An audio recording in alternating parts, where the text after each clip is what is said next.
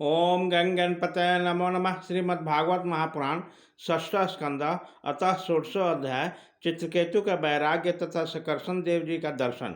श्री शुक्रवाचा अत देव ऋषि राजन संप्रेता निप्रजतम दार्शनिक होवाच ज्ञानी ज्ञाति नामुन सोचताम।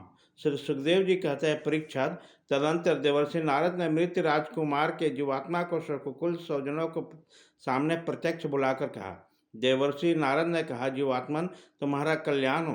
देखो, तुम्हारे माता पिता सुहृद संबंधी तुम्हारी वियोग से अत्यंत व्याकुल हो रहे हैं, इसलिए तुम अपने शरीर में जाओ और शेष आयु अपने सगे संबंधियों के साथ व्यतीत करो। अपने पिता के दिए हुए भोगों को भोगो और राज सिंहासन पर बैठो। जीवात्मा ने कहा, देवर्षि मैं अपने कर्मों के अनुसार देवता मनुष्य पशु पक्षी आदि योनियों में न जाने कितने जन्मों से भटक रहा हूँ। उनमें से ये लोग किस किस जन्म में मेरे माता पिता हुए थे। विभिन्न जन्मों में सभी एक दूसरे के भाई बंधु नाती गोती शत्रु मित्र मध्यस्थ उदासीन और द्वेषी होते हैं।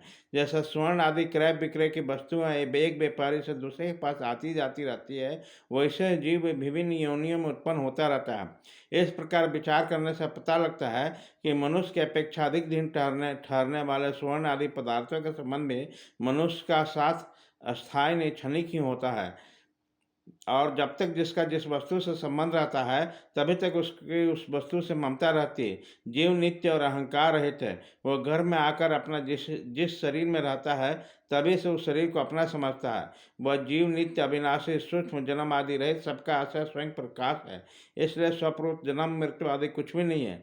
फिर भी यह ईश्वर रूप होने के कारण अपने माया के गुणों से अपने आप को विश्व रूप में प्रकट कर देता है। इसका न कोई अत्यंत प्रिय है न अप्रिय, न अपना न पराया, क्योंकि गुण दोष हित अहित करने वाले मित्र शत्रु आदि की भिन्न भिन्न बुद्धि वृत्तियों का अकेला ही साक्षी है।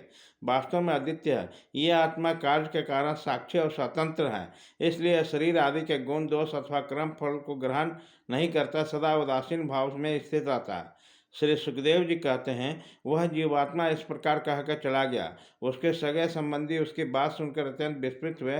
उसका स्नेह बंधन कट गया और उसके मरने का शोक भी जाता रहा। उसके बाद जाति वालों ने बालक की मृत देह को ले जाकर तत्कालिक संस्कार और दैविक क्रियाएं पूर्ण की और उस दुष्टवश स्नेह को छोड़ दिया, जिसके कारण शोक मोह भय और दुख की प्राप्ति होती है। परीक्षित, जिन नानियों ने बच्चों को विष दिया था वह बाल हत्या के कारण श्रीहीन हो गई और लज्जा के मारे आंख तक नहीं उठा सकती थी। उन्होंने अंगेरा ऋषि के उपदेश को याद कर मास्टरहीन जमुना जी के तट पर ब्राह्मणों का आदेशानुसार बाल हत्या का प्रायश्चित किया। परीक्षित, इस प्रकार अंगेरा और नारद जी के उपदेश से विवेक बुद्धि जागृत होने के कारण राजा चित्रकेतु घर गृहस्थ के अंधेरे कुएं से इस प्रकार बाहर निकल पड़े जैसे कोई हाथी तालाब के कीचड़ से निकल आए। उन्होंने जमुना जी में विधि पूर्वक स्नान करके तर्पण आदि धार्मिक क्रियाएं की। तदंतर सत्येंद्रिय और मौन होकर उन्होंने देवर्षि नारद और महर्षि अंगिरा के चरणों की वंदना की। भगवान नारद ने देखा कि चित्रकेतु जितेंद्रिय भगवत भक्त और शरणागत है, अतः उन्हें बहुत प्रसन्न होकर उन्हें इस विद्या को उपदेश दिया।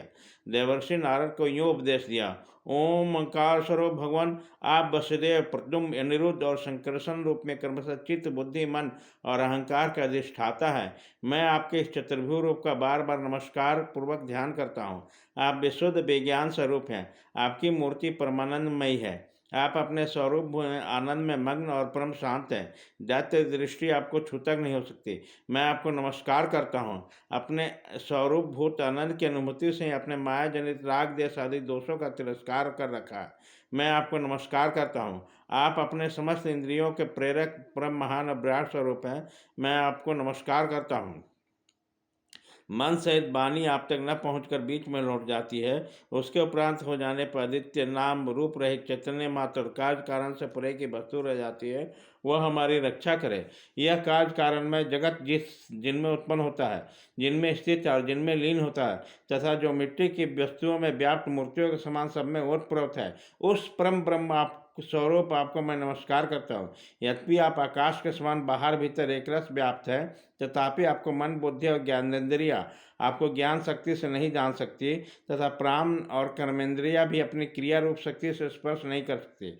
मैं आपको नमस्कार करता हूँ। शरीर, इंद्रिया, प्राण, मन और बुद्धि जागृत तथा स्वप्न अवस्थाओं में आपके चैतन्य से युक्त होकर अपना अपना काम करते हैं तथा सुषुप्त और मूर्छा की अवस्थाओं में अपने चैतन्य से युक्त न होने के कारण अपना अपना काम करने में असमर्थ होते हैं। ठीक वैसे ही जैसे लोहा अग्नि से तृप्त होने पर जला करता है, अन्यथा नहीं। जिसे दृष्टा करते हैं वह भी आपका ही एक नाम है।